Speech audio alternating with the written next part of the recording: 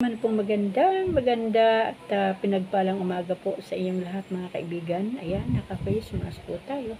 Kasi grabe po ang amoy ng sigarilyo kapag araw po talaga ng Sabado. Marami pong tao. Maya't maya dumadaan at meron po diyang mga nag-uusap sa kabilang bahay. Pagpasensyahan niyo po kung naririnig niyo ang mga boses. Marami po silang mga topic na pinag-uusapan. Ano po. Kaya kailangan po nating maging alerto din kasi hindi naman natin sila pwedeng sawayin na uy huwag kayong manigarilyo kasi bawal sa akin. So tayo na lang po yung gagawa ng paraan para hindi po natin malanghap ng mabuti yung kanilang sigarilyo. Ayan, yung aking electric fan ay malakas din naman yan, kaya hindi po yan direkta talaga na maamoy ko yung usok ng sigarilyo. Pero hindi po yan ang topic natin ngayong umaga mga kaibigan. Ang topic po natin ngayon ay yung mga hugot ng buhay. Sige, mag-real talk po tayo. Ito naman po ang real talk. Ganito naman po ang pangunawa ko sa real talk. Alam niyo po, maraming mga tao na may kanya-kanyang hugot sa buhay. Ano po, siyempre hindi naman natin sila pwedeng kontrolin kung ano ang nais silang ipabatid. Nakadepende yan sa hugot ng kanilang mga puso at hindi naman natin pwedeng pakialaman kasi hindi naman po natin alam kung saan nagsimula, bakit may hugot ang bawat puso ng isang tao. Ano po. Pero ako, ang pwede ko lang pong masabi yung mga realidad ng buhay. Ganito lang yan. Karamihan ng may hugot ay yung mahirap ang sitwasyon ng buhay, namumuhay sa kahirapan, namumuhay sa galit, sa puot, sa hinanakit, nabubuhay sa inggit, at kung ano-ano pa. Ano po. Pero madalas talaga na nagbibigay ng hugot ay yung mga tao na sabihin na natin mahirap ang sitwasyon. Siguro sa pamamagitan ng Facebook ay kanilang ilalabas sa kanilang mga damdamin yung hugot ng kanilang mga buhay. Pero ako ang sasabihin ko lang, ito lang yung real talk na aking pinag-aralan sa mundong ito. Ang mundong ito ay walang kasiguraduhan na pangako. Wala rin kasiguraduhan na pagmamahal ang ibinibigay ng mundo. At wala rin kasiguraduhan na kalagayan ng buhay. Kasi nga, itong mundong ito, kapag binasa po natin ang Biblia, ay nakasaad doon na ito ay kubkub ng kapangyarihan ni Satanas. So, ano ba talaga ang pwedeng mangyayari sa mundo? O di laban-laban. Ano po? Isang bagay lang ang aking natutunan habang ako ay narito pa sa mundo. Ang natutunan ko ay pag-aralan kong mabuti ang buhay habang nakikidaan sa mundo. Kailangang magtagumpay ang buhay, kailangang wagi o winner tayo sa bawat sitwasyon. Kahit man po sa ating mga pamilya, yung ating mga magulang, ang ating mga kapatid, asawa o mga anak, mga kamag-anak, hindi po natin pwedeng panghawakan ang kanilang pag-ibig o ang kanilang pagmamahal, ang kanilang pagkalinga o yung kanilang mga pangako. Bakit? Kasi ang bawat tao ay may kahinaan at ang bawat tao ay pwedeng magbago ang damdamin, pwedeng magbago ang isipan, at pwede rin magbago ang relasyon. Ano po? Kaya dapat tayo na mga tao, yung hugot ng buhay, wag tayong umasa sa ating mga pamilya, sa ating mga magulang, sa ating mga kapatid, sa ating mga anak, o sige, sabihin natin yung mag-asawa. Yun ang magtutulungan kasi sila naman ang magka-partner sa buhay. Pero higit sa lahat, huwag din nating asahan ang isa't isa kahit mag-asawa na. Kasi pwede nga magbago ang pag-ibig, pwedeng magbago ang samahan. Ngunit ang pag-ibig ng Diyos kahit kailan ay hindi nagbabago. So, yun lang po ang mga bagay na aking pinag-aralan sa mundong ito at talagang sinikap kong masunod, sinikap kong matutunan yan, sinikap kong matutunan kasi ang realidad ng buhay dito sa mundo nakakatuwa. Kapag mahirap ka, hindi ka papansinin ng mga tao. Kung hindi rin kagandahan ang mukha mo, hindi ka rin masyadong papansinin ng tao. Pero kapag mayaman ka, lagi kang papansinin ng mga tao, laging may, anong tawag dito? Yung papuri sa mga tao. Kahit hindi na gaanong kagandahan ang mukha ng isang tao, pero kapag mayaman o mapera, laging sinasabihan na maganda. Ganyan ang realidad sa mundo. Yung mga may kaya sa buhay na ating mga kamag-anak, kakilala, kapamilya, kaibigan, ano po, ito lang yung nakita ko din. Yung kanilang mga kapwa, na kagaya nilang may dating ang buhay o may kaya sa buhay, ay sila lang din yung nagkakasama. Madalas, sila lang din yung naghahalakhakan, sila din yung nagkukumustahan, at sila din yung nagre-regaluhan sa isa't isa. Bakit nga ba nangyayari? Kasi may kakayanan sila na magbigayan sa isa't isa. Pero 'di ba, kapag ang isang mayaman ay nakapagbigay na sa isang kaibigan, kakilala, kapitbahay, o kadugo, makapagbigayan ng isa, dalawa, tatlo, isa over na, ang kasunod po yan baliwala ka na. Iiwasan ka na kasi baka ang iniisip umaasa ka. So, ibig sabihin, hindi talaga pwedeng magkasama ang may kaya sa buhay at ang walang kaya sa buhay. Kaya ang kailangan lang talaga ng tao ngayon ay huwag dumipende sa tao. Dumipende lang tayo sa Panginoon.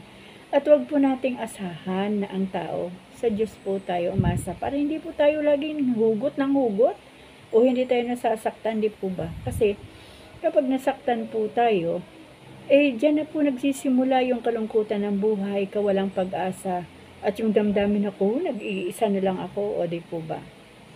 Kaya, kadalasan mas maganda pang makisama doon sa kalibil mo. Okay. Kung ang buhay mo ngayon ay pang 1 kilong bigas ka lang, o di doon ka lang din sa tao na pang 1 kilong bigas lang din ang kakayanan. Bakit? Kasi madali kayo magkaunawaan, madali kayo magkaintindihan. Pero kapag ikaw ay ang kakayanan mo ay 1 kilong bigas lang ngayon, tapos pumunta ka doon sa level na sako-sakong bigas ang kanyang kakayahan, kahit anong salita mo, kahit anong explain mo, ang dating yan sa kanila, drama na yan. Hindi ka nila yan papansinin, baliwala ka na. O ngayon, pag naramdaman mong baliwala ka na, o diba, masasaktan ka. O diba, tapos magsasalita ka ngayon, pambihira naman taong yun. Nagkaroon lang, pero akala mo kung sino na, o di po ba? Hindi rin naman natin sila masisi. Kasi kung meron sila ngayon, yun ay pinaghirapan din naman nila. Hindi naman natin sila pwedeng pilitin na, uy, tulungan nyo kami. Tulungan nyo ako kasi hirap na hirap ako. So, ang nakita ko na naman dyan, kapag hirap ang tao, huwag sa tao umasa. Huwag sa tao humingi ng tulong. Sa Diyos ka humingi ng tulong at hayaan natin na ang Diyos ang gagamit ng mga tao na tama para tulungan. Kasi ang Diyos hindi naman bababa sa lupa para abutan ka ng 1 kilong galunggong. Kundi ang Diyos ay mangungusap, ang Holy Spirit ay mangungusap sa puso ng tao para pumunta doon sa tao na nangangailangan. Ano po? Kasi dapat walang hugot ang buhay na yung tumatagal, yung talagang parang nagpapahirap, tapos nababalutan na ng inis, ng inggit, ng puot, ng hinanakit, di po ba? Kaya alam niyo po ang buhay talaga dito sa mundo, masalimuot talaga kung wala ang Panginoon sa buhay natin. Bakit? Hindi natin mauunawaan ang mundo. Hindi natin mauunawaan ang bawat ugali ng tao. Kasi hindi naman tayo Diyos na kayang unawain ang lahat. So, yung pinakasimple lang para sa akin, ang unawain lang natin yung bawat sitwasyon araw-araw. At focus lang tayo sa Panginoon. Dahil ang Diyos naman ang nagtuturo sa atin para maunawaan, matanggap, makontento kung ano ang buhay meron tayo sa bawat araw. Ngayon, yung mga panahon na may mga kamag-anak o magkakapatid na nagkakahiwa-hiwalay, di ba? Nagbabago ang mga damdamin, nagbabago ang mga ugali. Kadalasan ang mga hugot ng mga hipag o mga kapatid na kapag nagkakaroon na ng pamilya ang mga kapatid, mapababae, mapalalaki, marami nagsasabi na nagbago na ang relasyon, nagbago na ang pag-uugali, nagbago na ang samahan. Alam niyo po, ako at ang ibang miyembro pa ng pamilya, pagdating po sa ganyan, yung mga hugot sa mga in-laws, madali po ako natuto dyan. Kahit man sa mga kapatid ko, maaga po ako na nakaranas ng training ground patungkol sa mga kapatid. Naranasan ko rin po yung damdamin na nabigla ka. Siyempre, nakakabigla yun kung minsan, di ba? Kunyari, magkakapatid kayo. Maganda yung inyong pinagsamahan. Yung bata ka pa, feel na mahal ka ng kapatid mo, kuya mo, o ate mo. Excuse po. Siyempre, yun ang yun ang nakatanim sa puso mo, yung pagmamahal na yun, yung mga magandang samahan na, yung samahan na lahat laban sa isa, isa laban sa lahat. At yung damdamin ng isang kapatid na mas bata sa mga nakakatandang kapatid na parang yung ang sandalan mo, yung bisig mo, yung lakas mo, ay yung mga kapatid mong mas nauna sa'yo o mas panganay sa'yo kasi nakikita mo yung kanilang ugali na pwede silang asahan. Kumbaga, sila yung number 1 mong kakampi. Kaya lang, gaya nga ng sabi ko kanina, ang mundong ito ay pwedeng baguhin ang lahat ng mukha ng buhay. Nakita ko din doon sa panahon ng aking kabataang isip na talagang umasa din ako. Isa din ako sa umasa na, yehey, meron akong mga kuya, meron akong ate, meron akong kapatid ng bunso. Kumbaga, meron kaming nanay, may tatay. So, may pamilya ako, yehey, may magtatanggol sa akin. Kaya lang, dumadating sa punto na uuwi at uwi sa Panginoon yung mga inaasahan mo, yung kabisig mo, yung lakas mo, unang-una, magulang, tatay, nanay. Pangalawa, mga kapatid. Isa-isang umuwi sa Panginoon. At dumating pa sa punto yung sasabihin ng kapatid na may gusto akong sabihin sa inyo. Total, may mga pamilya na tayo. Magkanya-kanya na tayo. Pipiliin ko na yung aking pamilya kaysa inyo kasi mature naman na tayo. May mga kaisipan naman na tayong sarili. Kaya, kumbaga hindi man direkta na sabihin na tatalikuran ko na kayo. Pero yung marinig mo na hindi na muna tayo magkikita-kita. For a while, maglimutan muna tayo at mag-concentrate muna tayo sa ating mga pamilya. O diba, kapag pinipili na ng ating mga kapatid ang kanilang mga sariling pamilya, di ba nakakabigla? Sobrang nakakabigla, lalo na sa mga mas nakakabatang kapatid na umaasa na may kabisig ka, na mayroon kang masandalan. Hindi dahil doon sa pera o financial, kundi doon sa panahon na ikaw ay natatakot, malakas ang unos, malakas ang bagyo, meron kang masandalan, meron kang kuya, meron kang ate, meron kang mga kapatid. Tapos biglang maranasan natin yung kanya-kanya na tayo, maglimutan muna tayo for a while, pansamantala, o pwede namang diretso na, at ang mga pamilya na muna natin ang concentrate natin. O diba, bagong kwento na naman ng buhay na. Kumbaga, yan yung mga kwento na hindi natin inaasahan.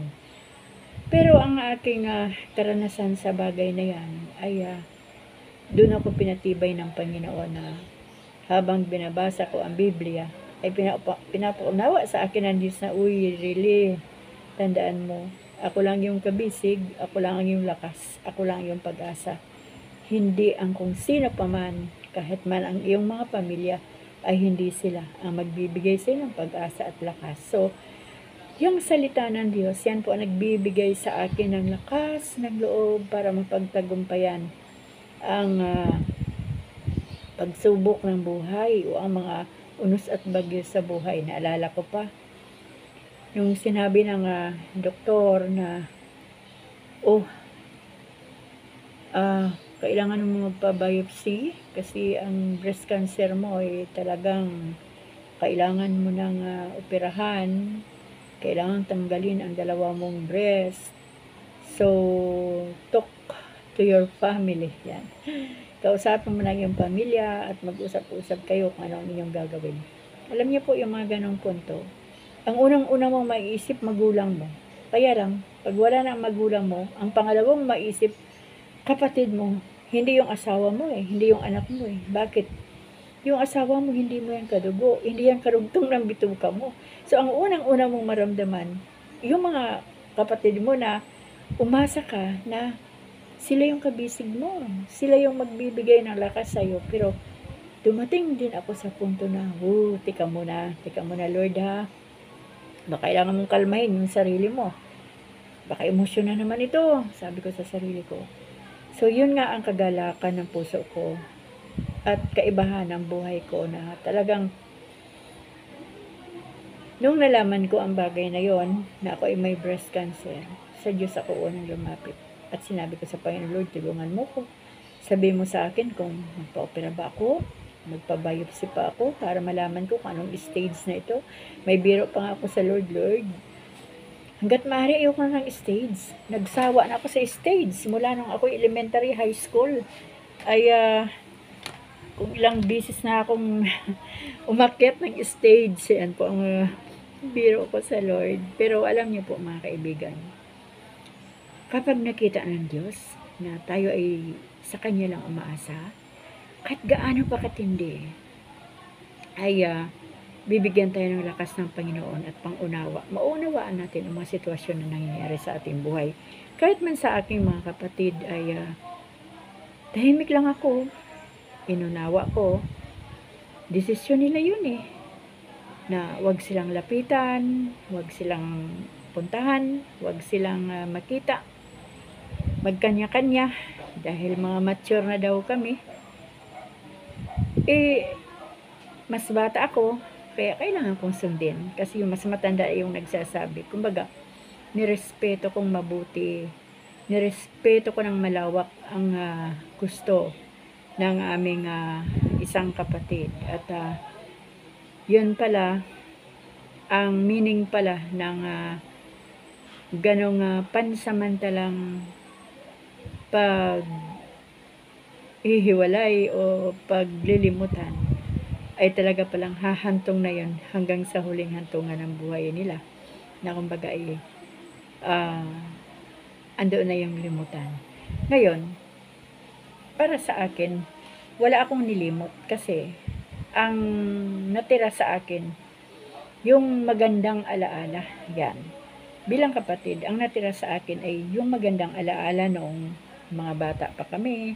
O diba nga, nakakatawa yung isipin mo na sinusungkit yung shells, sinusungkitan ka ng shells ng kapatid mo, pinapaliguan ka kasi mas batang-bata ka talaga sa kanila.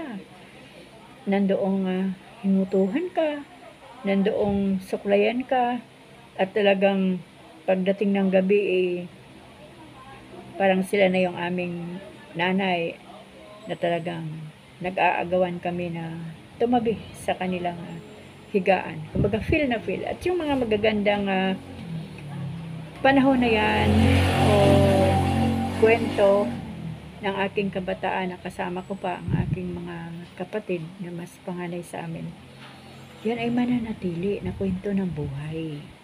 Bakit? Kasi sila yung kadugtong ng ating bituka. Yung ating mga in-laws, sabi ko nga sa inyo, yung ating asawa, hindi naman natin kaano-ano yan. Yung ating mga in-laws, hindi din natin kaano-ano yan. Nagiging close lang tayo ng ating mga in-laws kapag maganda ang samahan. Pero kapag allergy ang bawat isa, o kumbaga hindi mo kayang abutin yung level ng ating mga in-laws, siyempre, kung saang level ka lang, doon ka mananatili, di ba? Pero, mayroon din po akong minsan nakikita, kapag may kaya tayo sa buhay, mahal na mahal tayo ng ating mga in-laws. Pero kung wala tayong kaya sa buhay, okay, diyan ka lang muna, maghintay ka lang kung kailan papatak ang ulan sa buhay mo, kung kailan ka tutulungan. Ganyan po ang real talk. Pero, tandaan natin, ang Diyos ang may hawak ng buhay. Ang Diyos ang nagpapainom ng mundo. Ang Diyos ang may kontrol ng buhay, di ba? Kaya, nagpapasalamat ako sa Panginoon kasi kahit man naranasan ko yung iwanan ka, talikuran ka, nang walang dahilan na, walang basehan na matibay, ano ba talaga ang tawag dito? Ang basehan. Natatalikuran ang pagiging magkakapatid dahil lang sa sariling pamilya. Inunawa ko po yun. Bagamat mahirap sa simula, pero kailangan nating unawain. Ito yung real talk na huwag nating ipagpilitan ng ating mga sarili. Kung ayaw na sa atin ng ating mga kadugo, huwag na nating ipaggiitan pa na, huy, pansinin mo ko, narito ako, huy, kapatid mo ko, pinsan mo ko, ano ka ba, kamag-anak mo ko, no. Sabi ko nga po, ang mundong ito, the more na nagsasabi ng totoo ang tao, walang nakikinig. Sarado ang puso, sarado ang isip. Bakit? Kasi iba po ang takbo ng mundo ngayon. Hindi po kagaya nung araw. Marami pong mga dahilan kung bakit barado ang isipan at puso ng mga tao. Kaya ayaw makinig ng tama, ayaw tanggapin ang tama, at wala nang pakiramdam ang puso sa mga bagay na dapat sana ay bigyan nila ng pakiramdam na maganda yung mga kadugo na umaasang mayroon pa pala silang kamag-anak. Sabi ko nga kanina, hindi natin kailangan ang kamag-anak dahil sa pera, dahil sa material, kundi kailangan natin ang mga kapatid dahil sila ang nagsimula na nagpakita ng isang bagay na, oops, mas bata kayo sa akin, sige, dito kayo sa aking mga bisig. Meron tayong sandalan. Meron tayong madadaingan. Meron tayong makukwentuhan ng ating kalagayan sa buhay. Kaya lang, sabi ko nga, hindi natin sila pwedeng turuan kung ano ang kanilang gagawin. Kahit kapatid pa natin yan. Kahit mga anak pa natin yan. Kahit asawa pa natin yan, kahit mga magulang pa natin yan, hindi natin sila pwedeng turuan kung ano ang gusto nilang gawin. Kaya, hindi natin kailangan humugot ng humugot araw-araw. Dapat tignan din natin yung pinagsisimulan o pinanggagalingan ng ating hugot. Saan ba nagmula? Ito ba'y galing sa emosyon? Na bigla ka nalang magising, nakaramdam ka ng kawalan o kahirapan, tapos yung kamag-anak mo saganang-sagana sa buhay, tapos ikaw walang-wala, o tapos ito na nagsimula ng emote, o diba? Pag wala tayo, lumapit tayo sa Panginoon, kasi ang Diyos ang may-ari ng lahat ng bagay. Kung mayroon mang mga bagay ang mga tao na sa tingin natin ay pwede nating hingyan ng tulong, hindi yun sapat. Nauubos din yon ang hawak nila. Ngunit ang Diyos, hindi nauubusan ang Diyos. Hindi rin nababawasan ang mga bagay na Diyos ang may-ari. Kaya kung dumadating sa punto na nagsisimula yung mag-emote-emote ang ating mga puso, lubad agad sa Panginoon. Sa Diyos tayo magsabi, huwag sa tao. Alam niyo kung bakit? Kasi di ba, ako nung araw, nung wala pa ako sa Panginoon, danas ko rin yan eh. Alam mo yung walang-wala ka, tapos may nilapitan ka, kamag-anak, kaibigan, na naiisip mo na total, ng mga panahon na meron ka, nakatulong ka naman sa kanila. So ngayon, ikaw naman ang wala, tapos ikaw naman ang lalapit. Pero alam niyo po ba, masakit yung damdamin na hindi ka na natulungan, nasermonan ka pa, naipasa pa sa ibang tao, at sabihin, huy, naghihirap na. O diba? Kaya, wag, ako hanggat maaari, wag nating gawin.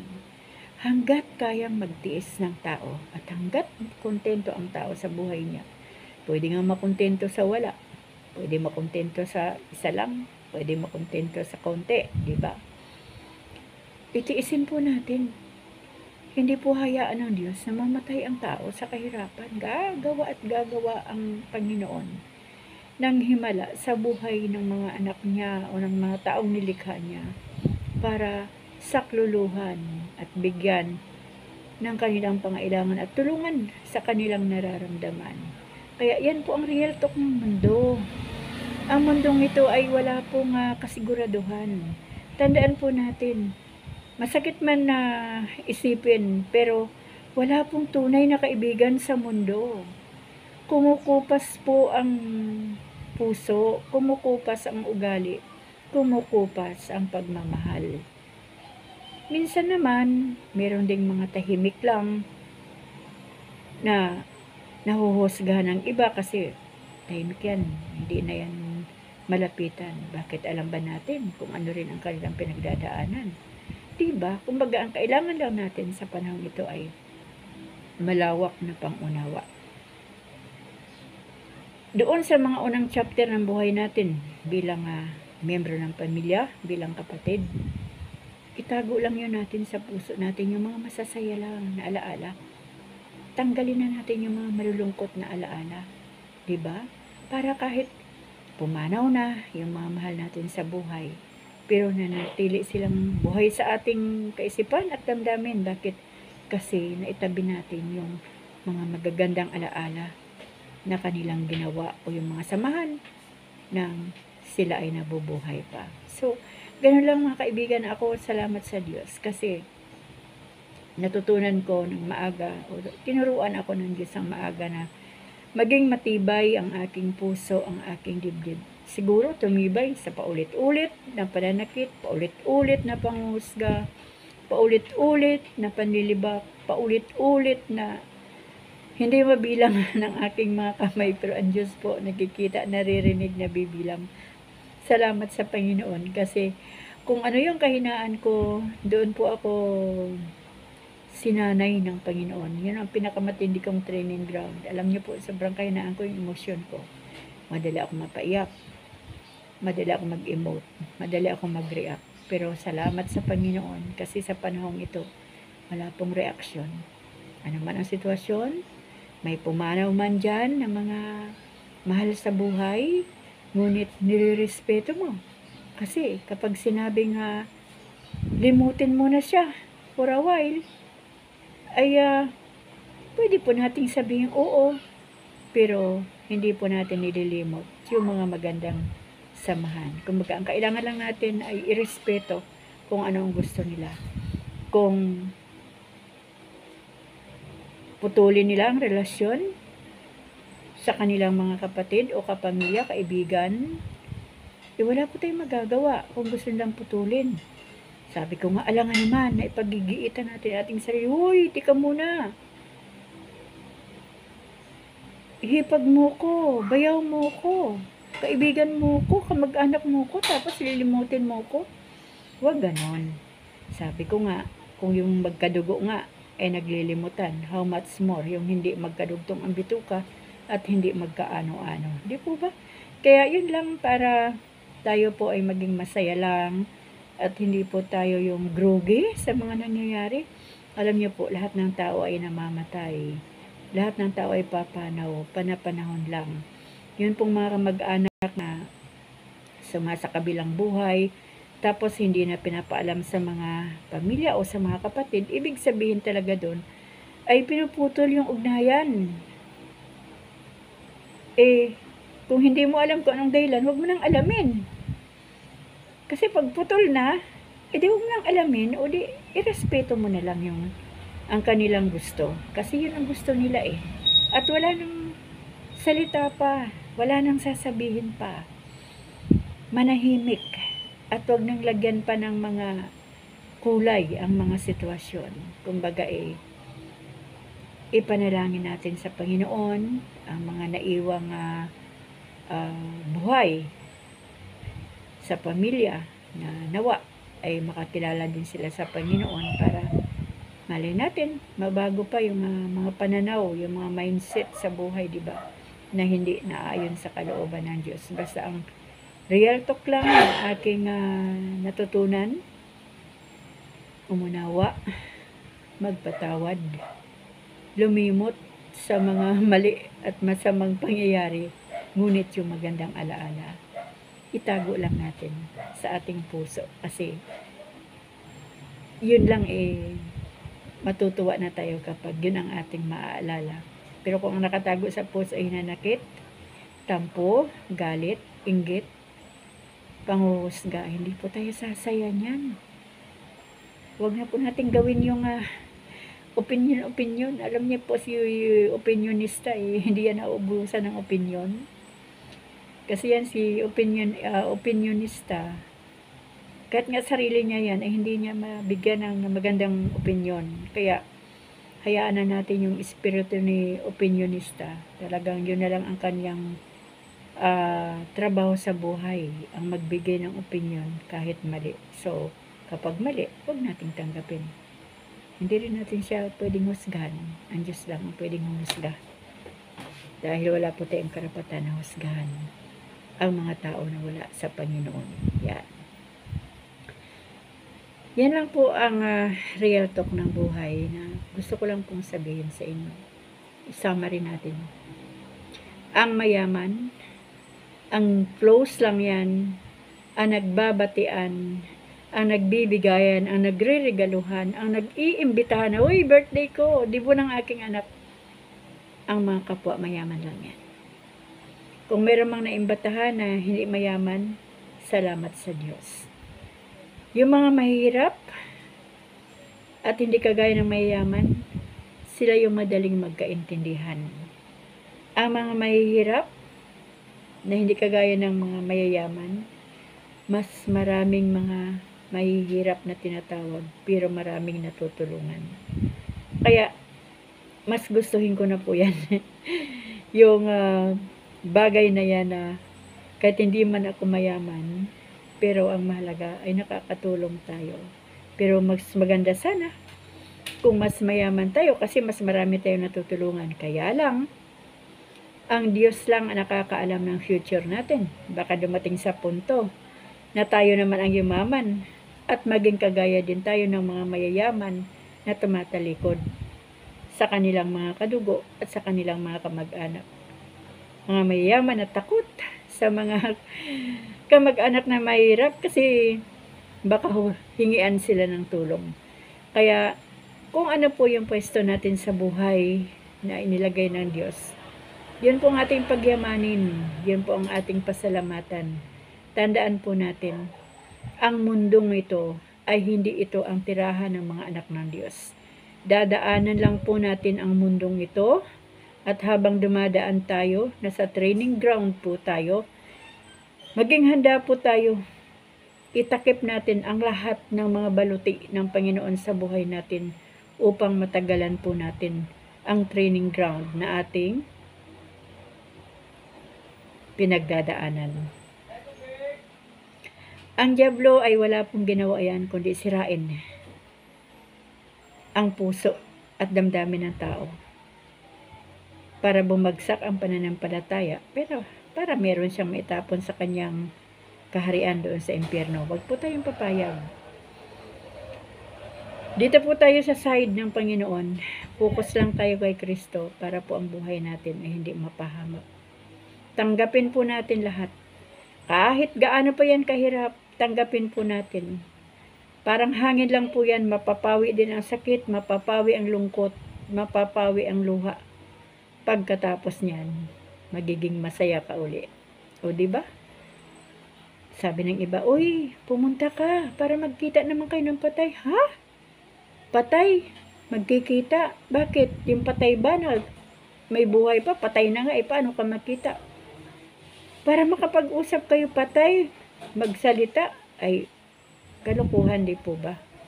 So, yung mga ganyang mga advice, isang tabi po natin yan kasi walang saysay po yan, walang katuturan.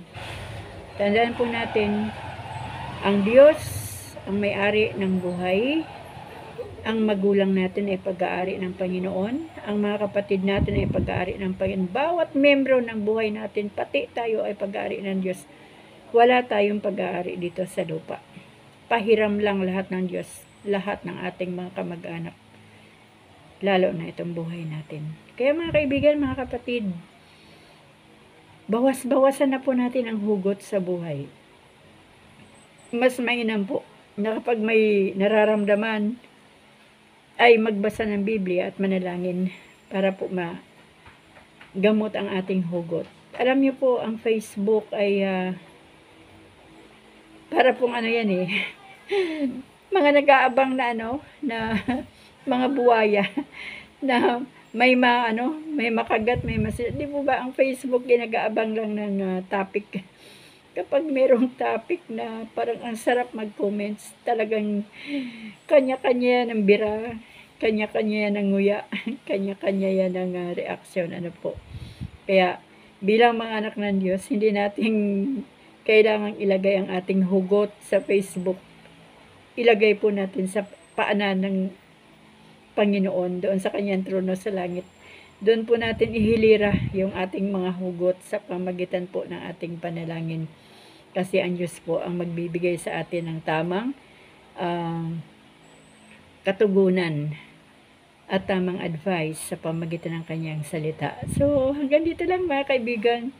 Nais ko lang po talagang mag-share kasi alam ko po na marami naghihintay nitong aking tawag dito, real talk. At sana naman sa akin pong naibahagi sa inyo na real talk ay maunawaan nyo na po ang lahat. Po? So, pagpalain po tayo ng Panginoon at manatili lang po tayo sa ating pananalig sa Diyos.